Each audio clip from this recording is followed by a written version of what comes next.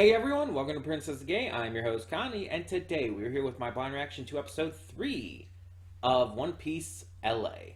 I am very excited to continue with this. This weekend has been really hard. I was originally going to do this on Monday, but then I remembered Monday was Labor Day and my father was going to be home, so I had to wait an extra day, and it was hard because I've just been wanting to get to more of this so much. It's been so good.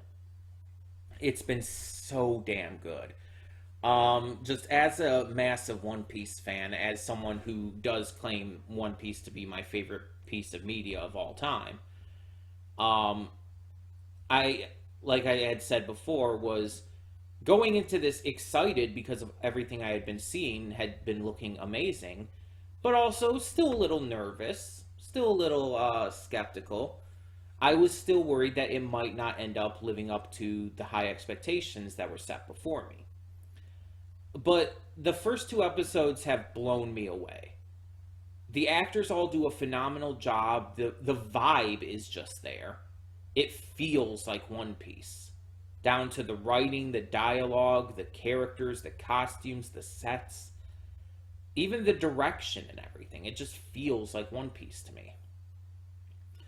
And yes, there are some changes. There are some notable changes. Last episode was majorly different from how Orange Town went in the manga and anime, but not in a bad way. A lot of things actually worked in some ways better. Yeah, there were some things I wish were in it more, like Shu Shu, as well as Moji, and we didn't get anything with Richie. Richie was not even there. But despite all of that, it was still fantastic. Jeff Ward as Buggy, oh my god. Like, we thought the casting of the Straw Hats was inspired. Like, Jeff Ward was born to play Buggy. Like, Oda says that Iñaki was born to play Luffy. Jeff Ward was born to play Buggy. Like, and I looked up what this guy's done, and it's like, he hasn't done much. The only thing he's really known for is Agents of S.H.I.E.L.D. And so I looked up some of the clips because I never really watched a lot of that series because honestly I wasn't into it. But I looked up some clips and he's just as much of a dumbass goofball in that, it seems too. It seems like maybe that's like the kind of characters he likes to play, like goofy, silly, comedic characters, who also do have maybe a little bit of a serious side to them as well. Because we saw Buggy last episode getting kind of even scary at times. Um, but yeah, if he's good at it, why not, right? Hell, maybe Agents of S.H.I.E.L.D. is why he was given this role, why he was picked for this. I don't know if he auditioned for this role, or if he was like hand chosen or something by the casting director and Oda and whatnot. But he is phenomenal. Like, I watched the episode obviously multiple times now since that first reaction with various reactors and stuff, and oh my god, he's just so goddamn good. Just the mannerisms and all. The like little like exclamations he makes when he gets annoyed and stuff. Just the little moments, and part of that comes down to the writing and all too, of course.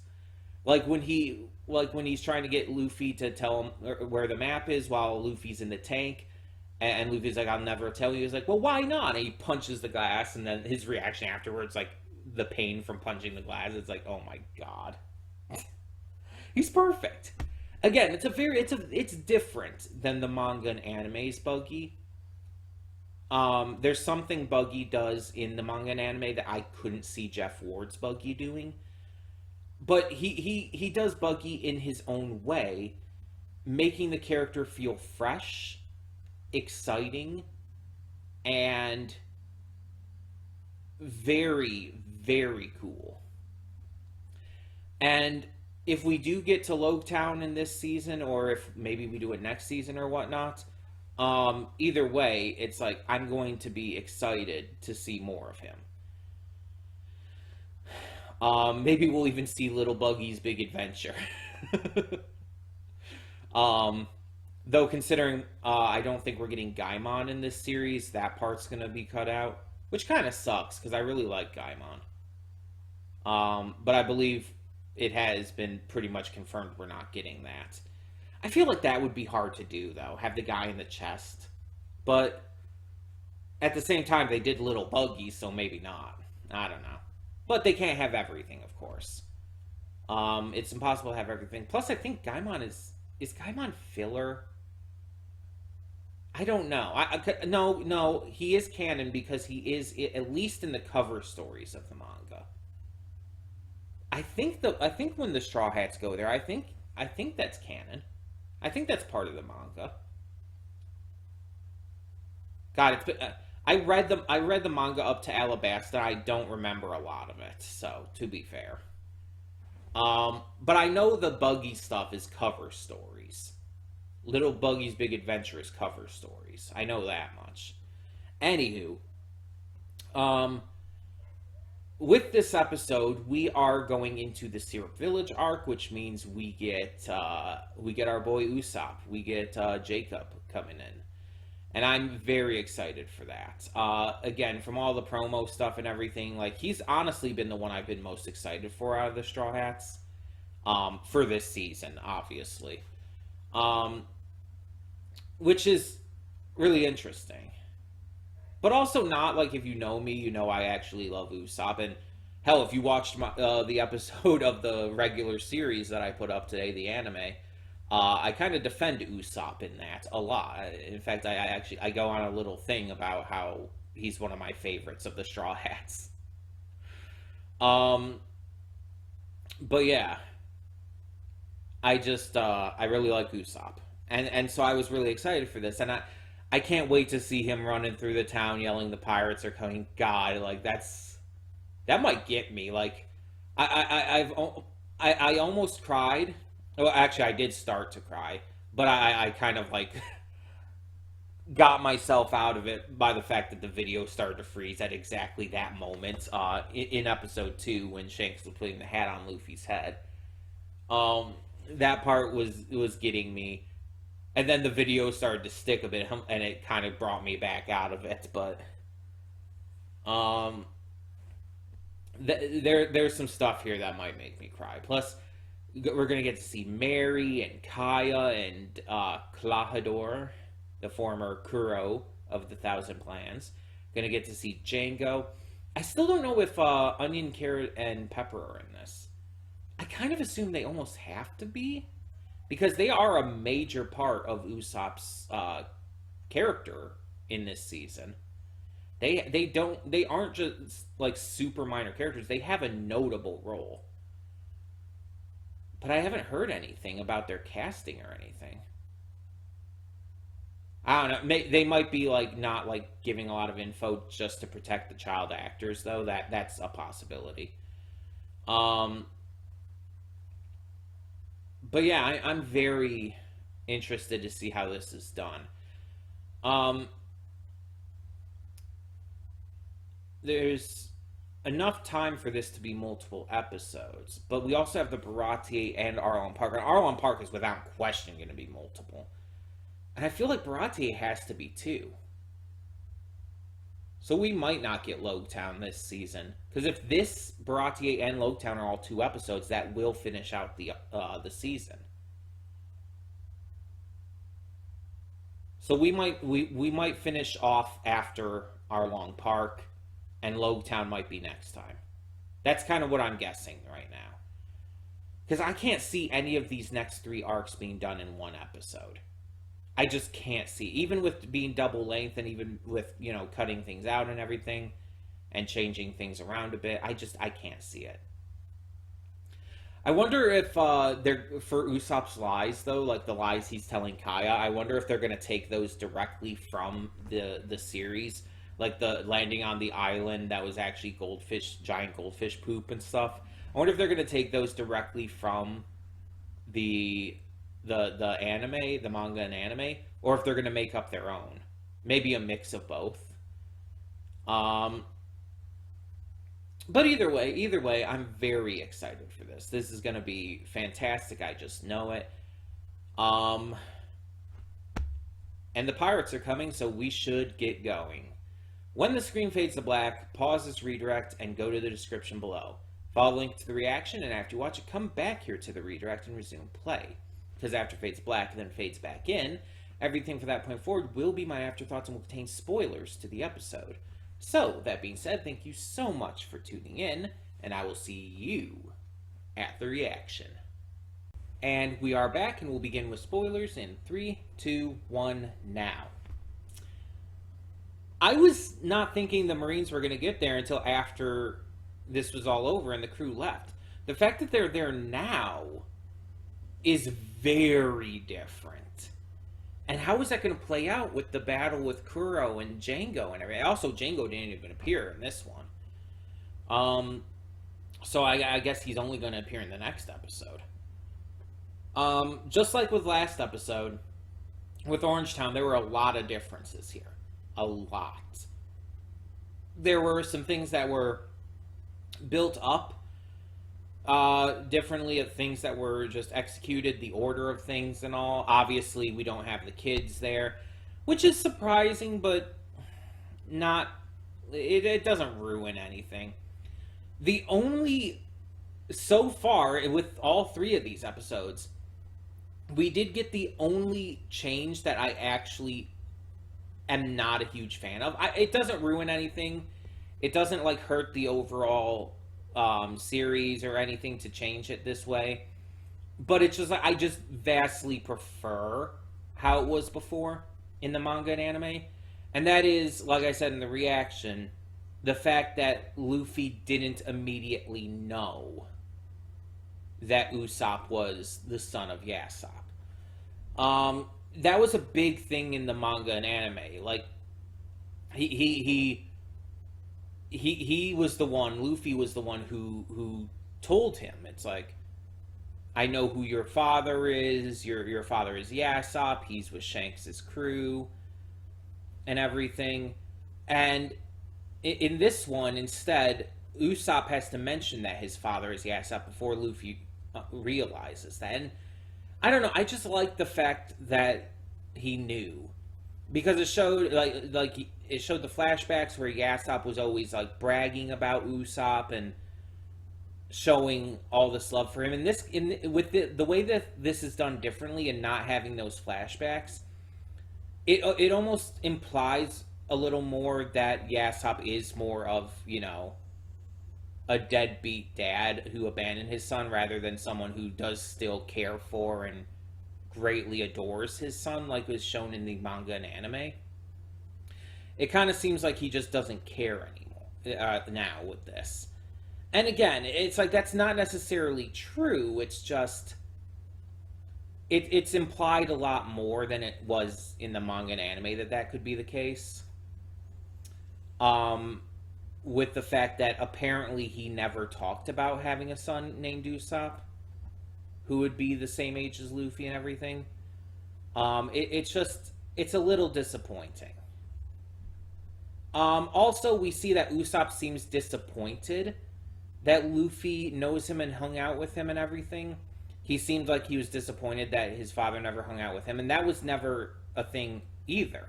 Now, that part didn't bother me, because that part I feel is almost a little better, a little more realistic. Because in the manga and anime, Usopp, instead, when he finds out that, you know, Luffy had hung out with Usopp and that, or Yasopp rather, and that Yasopp was part of Shanks' crew and everything, he was just excited and proud, and it's like, I love that my father's a pirate. It's like, oh, it sounds so cool and everything. But in this, he seems a little more disappointed. He's like, he hung out with you? And it's like, he hasn't come back for me? And it's like, again, that I actually am fine with, because I feel, again, that's more realistic, a more reasonable response. But it does still show that he very much looks up to his father still, so that's not taken out of it.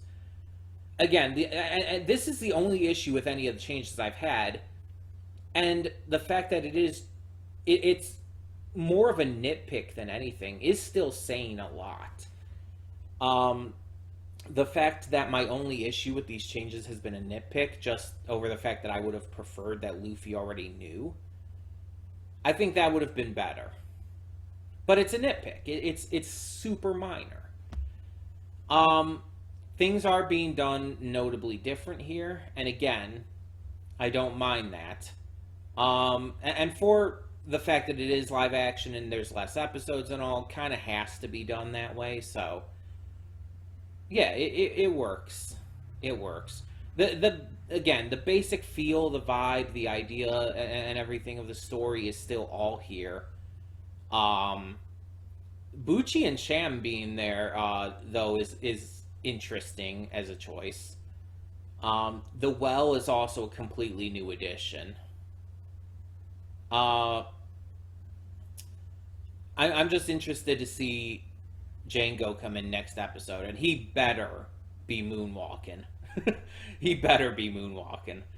Um, I love again all the new actors. Like I've mentioned this before, but all the actors, even just for side characters, have done a fantastic job.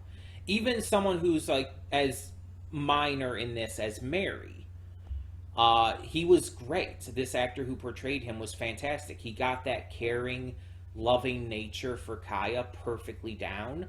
The kind of distrust over Klahadore, but also still the shock at his villainy. It's like all of that was gotten down really well. I believed it. That's the big thing. I believed that that was Mary. The guy playing like Klahadore, it's like they revealed his wanted poster, the Kuro wanted poster ahead of time, and I was kind of like gushing on the Discord about it. It's like, that's just Kuro, that's him, that's the man. And it's like I'm just like gushing over how much that just looks so perfect. And it's like, yeah, can't argue now that I've like seen him in action. It's like that's just Kuro, 100%. That is Klahadore. That is, he's perfect, absolutely perfect. And of course, got to talk about Jacob Gibson. Got to talk about our boy Usopp. Stunningly great, just absolutely wonderful. He's as good as I hoped he would be. He is Usopp, absolutely. There's some other things that were changed in this though, as well, like Luffy and the crew seeing the Mary as it's getting built and everything, and Usopp also working at the shipyard and all. But again, I don't think this is a bad change. In fact, I think this actually helps build up Usopp's connection to the Going Merry a lot more. It's, in fact, I think a genuine improvement, as well as showing just the crew, and especially Luffy's connection to it too, starting earlier on. I think it's actually an improvement over the manga and anime in that regard. Which I can't say about all the changes. Most of the changes I would say that they're just usually as good as what actually happens in the manga and anime. But this is one that I would actually say is better.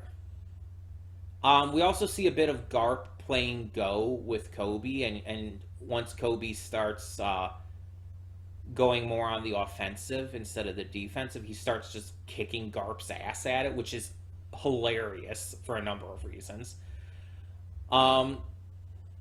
And seeing that because of this, he ends up putting Kobe in charge. Well, to a degree in charge and everything afterwards is like, I really like what they're doing here. Like, they're not just showing Garp training Kobe and eventually Helmeppo in physical ways, but also in like strategic ways. And I like that. I really like that. Garp wasn't much of a strategist in the manga and anime. He was more of the physical side of things, not really thinking too much of strategy. So it's also a bit of a different take on Garp in this, but that's also fine. We also get Arlong and Karubi, but we get our first look at Arlong in this, which is a very big change.